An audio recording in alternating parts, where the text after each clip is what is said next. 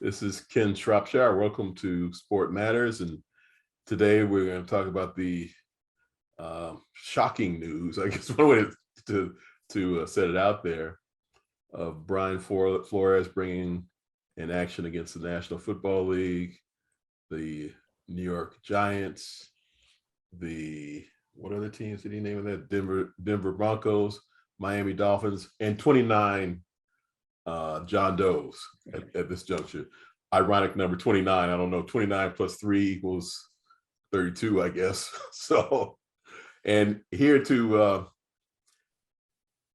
walk through this with me is Jeremi Duru, longtime lawyer in this space, author of Advancing the Ball, good friend, and the great Bill Rhoden, author of too many columns over the years. There were too many, you're right, too many. $40 million slaves. Ironically, I mean, and Bill, let's start off with that, because, I'm always the one who's getting on you guys, not necessarily you, Jeremy, I don't think you do it either, using the plantation analogy for the sports settings. And the complaint in this action by Flores leads off with that. I mean, yeah, I thought that was pretty fascinating. Yeah, I thought that was pretty fascinating that they went there immediately. Particularly given the fact that the firm is all white. But we'll save that for the end of the conversation. But no, Ken, I'd really be very curious to hear what you and Jeremy say, because you guys are attorneys, and I'm really, I've been waiting for this because you could talk so much, but we both have, all of us have written a lot about the NFL, and historically, the only thing that gets these guys' attention is when you hit them in the mouth, when you hurt them, when there's something that you do that hurts them. Otherwise, it means nothing. And I think that they've gone so far on this one. In fact, somebody said the Houston Texans are getting ready to hire what's the quarterback, the former quarterback, the white guy who's got no experience at all. McNown. Yeah. Yeah, McNown. I mean, it's almost, and then they just fired the tight ends coach in San Francisco, So I just see this, that these guys, meaning the billionaires, are in this state of defiance that goes back to when the past president, I forget his name, when the past president, remembered he was in Huntsville, Alabama in 2017, and he said, fire the son of bitches if they choose not to kneel for the national anthem. And given the fact that a lot of these guys are Republican boosters, many of them probably were supporters of that particular president, seems like they're in this defiant mode, man, where they're like, hell no, we won't go. We will not be moved. You can't make us do anything. So I'm just wondering for you two, to what extent does this suit by Flores begin to at least put some meat on the bones in terms of going beyond just rhetoric? Hey, Jeremy, why don't you lead off with that? Sure. Yeah, and I think it puts a lot of meat on the bones, Bill. All of us have been in touch with coaches over the course of the last couple of decades, and I know it's been my experience. I strongly suspect it's been your experience that you've spoken with assistant coaches, former head coaches, who have quietly asserted what Flores has very loudly asserted here. And they just weren't ready to take that step of bringing a lawsuit. And so, the skeleton has been there, and the meat is now on the bones. And I think it's interesting that you mentioned 2017, because I think one of the big breakthrough epiphanies here, and it was born, I think, of Kaepernick's experience and what followed it, is that you can be, quote unquote, fired and put out of the league and be fine. Financially, he's fine. He will be remembered for much more than playing football 100 years from now. He has a legacy that he's created despite making a move that meant he'd likely never play in the league again.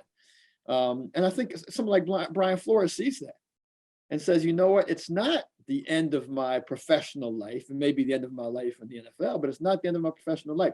And so the risk aversion is reduced. And I'm just interested to see going forward if it continues to be reduced, because when you have people who aren't afraid anymore, you've got a different dynamic. Right. Yeah, Bill, meat on the bone. I mean, I'm going to ask each of you to answer this question too. I mean, my first reaction was, I've been asked a few times a day. My first reaction was actually shock and surprise that it actually happened. And then as I read the complaint, and as we said, it led off with both plantation and angry black man is kind of the key points, and it marched through the history of discrimination based back to the foundations of the league and the period of integration, then segregation, then integration again. It was striking to me that the history was laid out, and as you say, Bill, there was meat put on the bone in terms of there's been so many of these moments where, and I'm just going to say it because it's one of those days where white people have said, "Boy, does that really happen?" Kind of the George Floyd knee on the neck and the visual. So in some ways, the complaints, the visual, nothing in there was new. I mean, there were some hilarious things in some sense. The Belichick texting and kind of lessons for kids. Don't do anything over text and all that sort of stuff. But for the most part, it was, and even what he texted, we knew. We didn't know that specific case, but we know that's what goes on and has gone on, and that people have taken interviews when they knew somebody else had the job. And that's a whole nother dynamic that we've tried to help coaches to figure out. Should you go to the interview when you know you're not going to get the job? I saw Flores today on a couple of shows saying, essentially, you got to keep hope alive. You got to go to these things because of those moments. So, Bill, I think it gave, and I have no great grasp of the, legal chances of success, or, how great in terms of in this court, is this the right structure to frame this for success?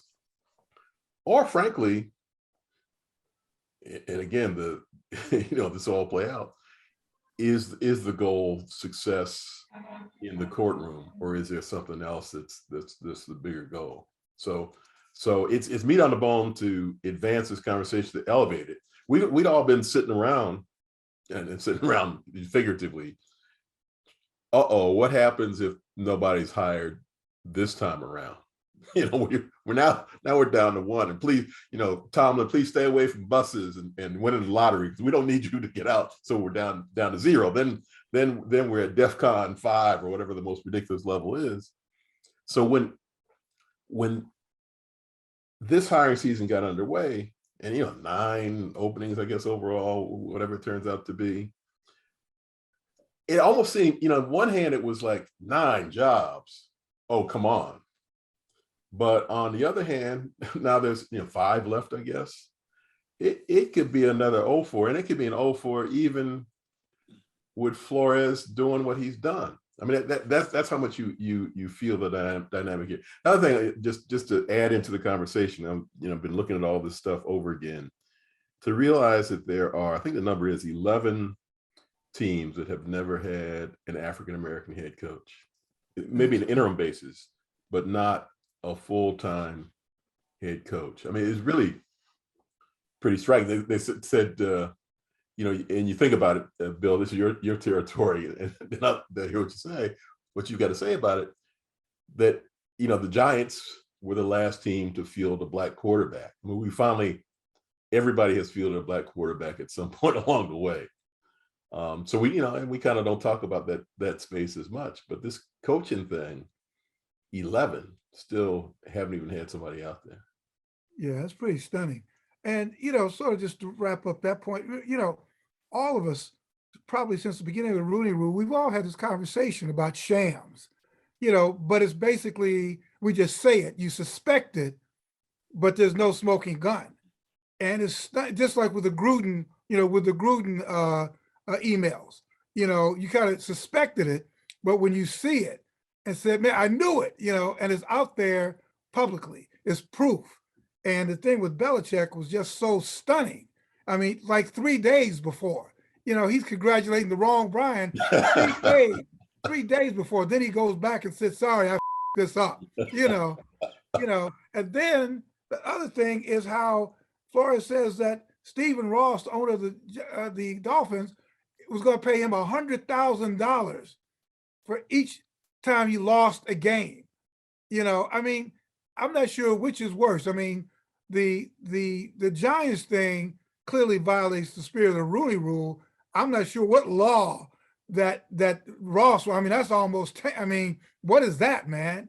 I mean, so the NFL going into the Super Bowl has got to be saying, damn, they're going to have to go into full-fledged denial, spin mode, and get their my colleagues in the media to go along with it and steer this conversation away from this, because this was potentially devastating. Bill, there's so many sidebars to this whole complaint. I mean, you've raised one in particular, the whole idea of $100,000 to tank. The Sixers. I mean, living in Philly, saw this. The Sixers did this strategically and applauded for setting up a structure to do this.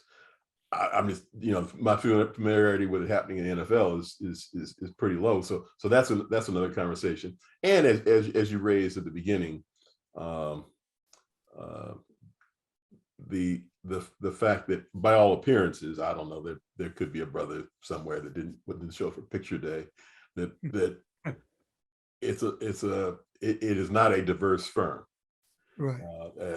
And when I say not diverse, I didn't, in the pictures, and again, it's a worse way to kind of identify somebody's race and ethnic background.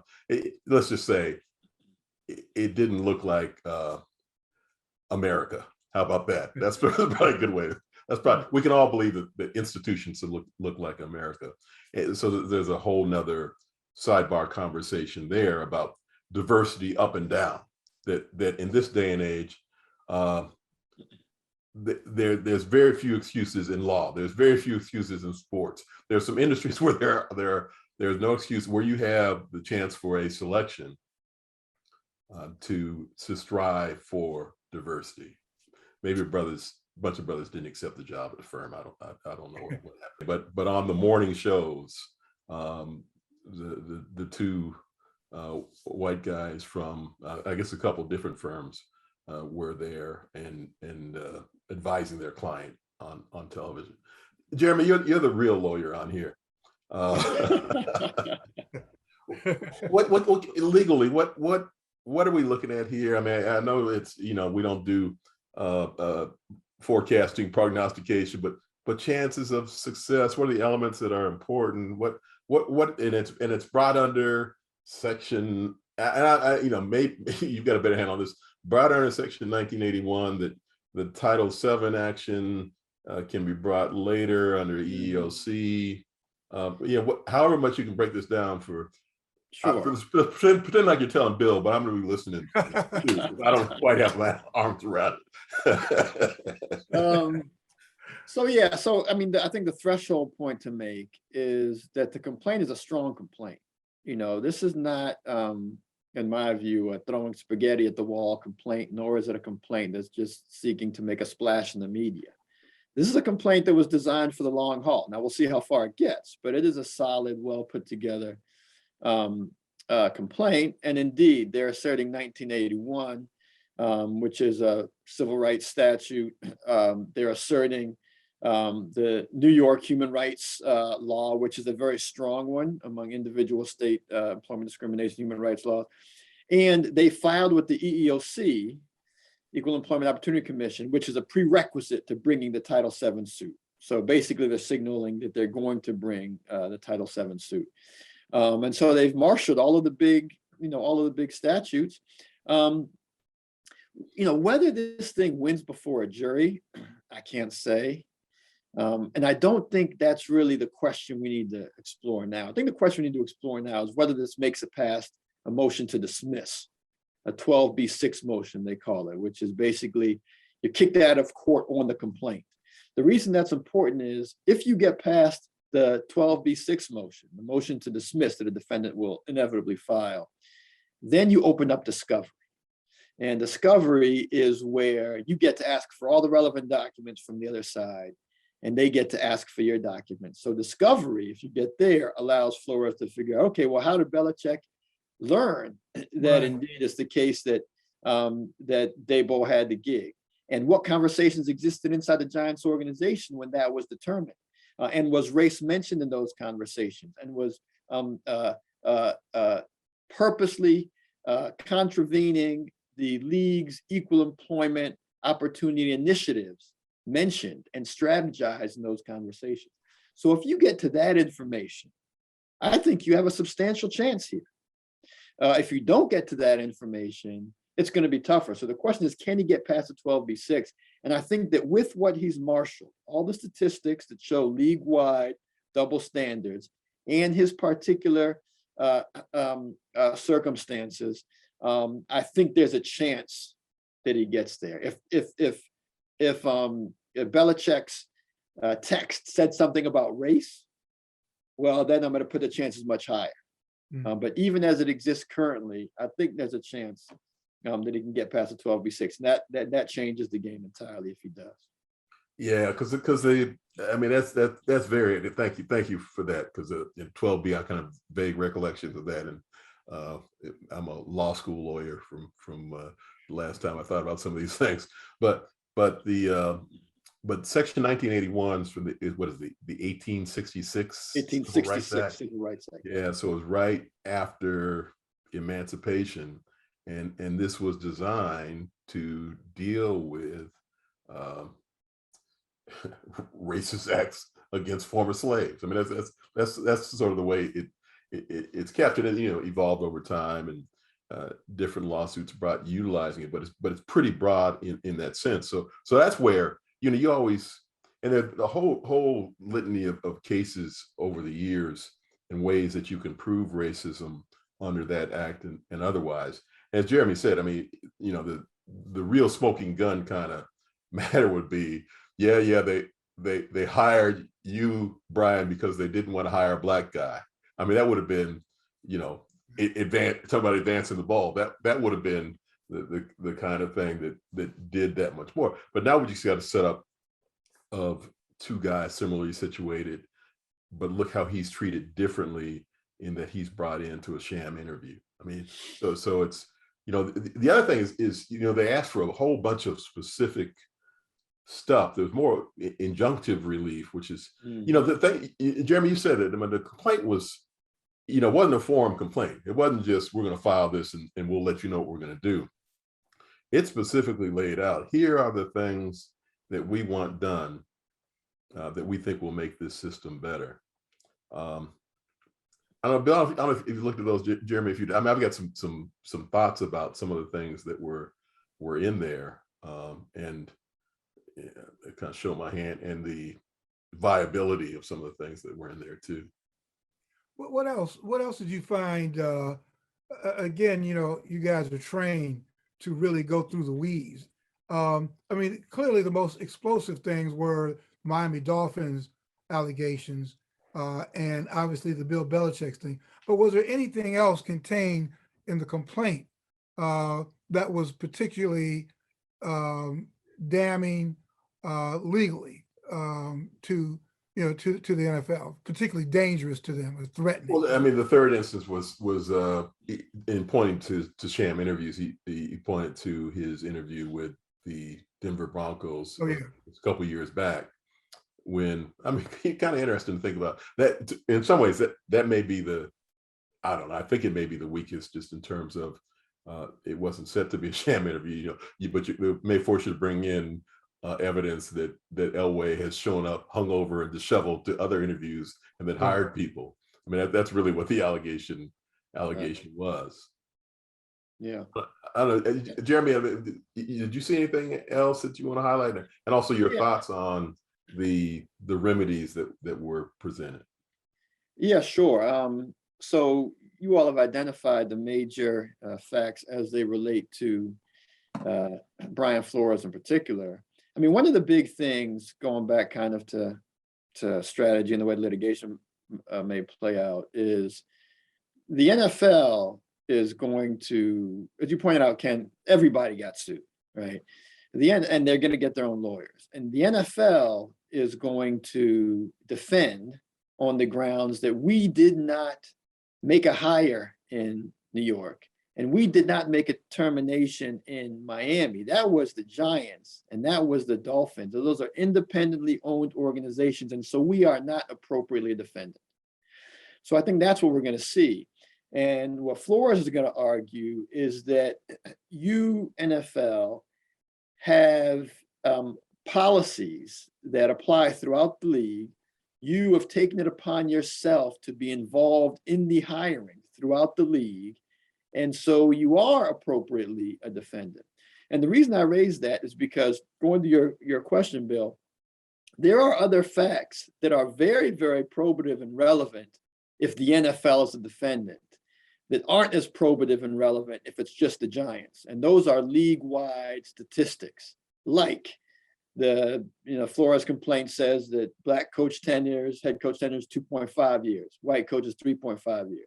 Black coaches after a winning season, 25% of them are fired. For white coaches, 6%. And after you get fired, white coaches have a much higher likelihood of getting a second job. Those league-wide statistics will be probative if the NFL is a defendant. If the NFL is able to get out of the case by arguing successfully that they shouldn't be a defendant because they didn't make the decisions, then those particular statistics are less probative with respect to individual suit against one of the clubs. Yeah, and we had talked, last time, it might have been three of us talking, or maybe separate occasions. The thought was that the lawsuit that might come up would be against an individual franchise, that there would be some smoking gun, some text, some phone call, some memo, something that revealed that there was some discriminatory action. And that may be, again, strategically, it could be to whittle it down to something like that. It could be the ultimate goal. But yeah, I hadn't thought about that, Jeremy. The value of having the NFL in there is that you can use these universal statistics to damn the enterprise and say, this is what's wrong, where franchise by franchise, with so few, take Pittsburgh, for example, you had 3 coaches in the past, 3-4 decades. Yeah. It's hard to show any kind of pattern of anything going on there, except that, our longest tenured coach is an African-American. What are you talking about? Throw us out of here. So it's going to be very interesting to see how this plays out. As we got, maybe a couple minutes left, why don't we close out with thoughts on where this is all going to go, without making a prediction on the case, but what else is going to happen in the process? When I say that, I mean in terms of league operations, Super Bowl, people joining the suit, that kind of, any thoughts you have on any of that, Bill? I'm just wondering, not wondering, but yeah, I've been waiting for 2 major entities to step up. Number one, the players, because the players do have, they talk about a league that's 70% Black, but that doesn't really mean anything if that 70% Black wants nothing to do with this. It's not going to speak up. And, the players have a vested interest in this. You get in the league, and clearly what the league is saying is that basically we see you as labor. We don't see you as executive material. We don't see you as head coach material. So that's what I'm wondering. Will players and DeMaurice Smith, the leader of the association, will players be mobilized to speak up? And then I'm wondering too if any of our white brothers who were executives will step up and say, yeah, I saw it. I saw it firsthand. Right. Maybe I was even part of it, but we've had those discussions. That would be totally damning for some white front office executives, Wisconsin's past or present, to step up as witnesses to say, yeah, we actually saw this in play. Because I guess we're talking about, I guess this is such a high bar to prove. How do you prove racism? And I think that the email is one thing, but you need more. So I'm just wondering what other coaches will step up, and if players will step up. Jeremy, final thought? Yeah, no, I think that's right where I am also, Bill. And I was thinking particularly about the other coaches, because one thing we haven't really talked about, we've talked about the technical aspects of the lawsuit, but we haven't really talked about the fact that it is a class action lawsuit. So he's bringing this on behalf of a class that includes current and former coaches and executives of color in the league. And so what this mechanism does is it allows other coaches to come in and have, yes, it's public. So it will be known that they're joining the suit, but they won't be the Flores. They won't be the named plaintiff. They won't be the person deposed. It gives them a little bit of cover to come in and join the effort. So the question for me is how many people are going to join the effort? And, one dynamic that I think is going to be unfortunate that, is that, it could develop into an ugly circumstance among the coaches of color, arguments of this person selling out and that person should have done this and you should have joined. And, that would be unfortunate and dispiriting. But I think the real question is going to be in the coming days, and I've heard that a lot of assistants are asking their confidants, hey, should I join this or not? In the coming days and weeks, how many folks are going to join this class action suit? Yeah, Jeremy, you raise an interesting issue too. That it's like the player coalition or not. Are you part of this group or not? The oldest trick in the world, divide and conquer, is a possibility that sits out there too. I feel like disclosure. I've been a consultant to the league various times along the way, so this is not a defense comment, and Bill, not an Uncle Tom comment either. Is that just spit it out? Just spit it out. This is Bill wants to call this the Tom and Billy show, but we're not gonna do that. The Tom and Malcolm show. But I don't think we say it enough that the league has done a lot. I mean, the league itself has done a lot to kind of tee this up and say, here's how you can do the right thing, clubs. It is wholly on the clubs at this. At a single hire, any of these owners can change the dynamic, can increase, was it about 50%, 100% if you had one more coach, whatever, this is not the math show, but double just by a single hire. Yeah, I couldn't agree. I'm so glad you mentioned this before we close out, because that's why I got Jeremy out. I think I got a fellow Uncle Tom. Here we go.